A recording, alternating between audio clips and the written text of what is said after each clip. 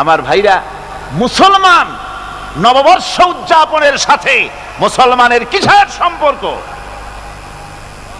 মুসলমান যদি এই দিন উদযাপনই করে তাহলে তাকে করতে হবে ফজরের নামাজ পড়বে।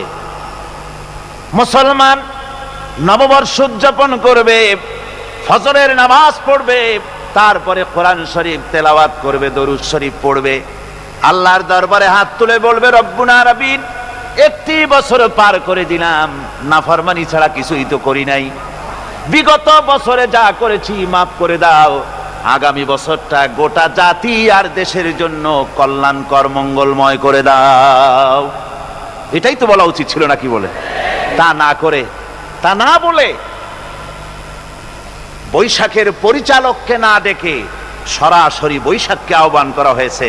আর বৈশাখ আহ্বান করার মজা জনমের মতো দেখাই দিয়েছে।